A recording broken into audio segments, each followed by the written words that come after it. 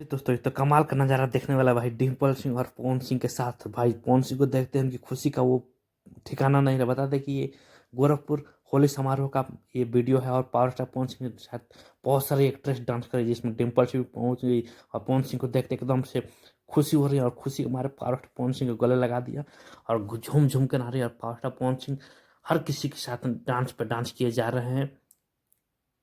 और ये बता दें भाई ये क्वीन शालिनी है, क्वीन शालिनी को भी खूब नचाया power star Pawan Singh.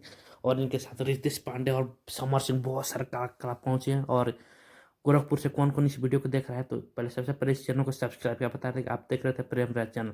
Channel पर नया है तो चैनल को लाइक करें, सब्सक्राइब, वीडियो खूब शेयर कर। बताया तो भाई पावर स्टार पवन सिंह ने सारे का पसीना छुड़ा दिया है, चाहे वो क्वीन शालिनी हो, डिम्पल सिंह हो। और डिम्पल सिंह भी एकदम भाई देखते ही पवन सिंह एकदम खुशी के मारे उछल रही है। तो कैसा लग रहा है ये आपको? अपडेट कमेंट कीजिएगा। और ये बहुत ज़बरदस्त होने वाला है क्योंकि पवन सिंह के साथ क्वीन सनी और डिम्पल सिंह और नीलम गिरी भी आई हैं।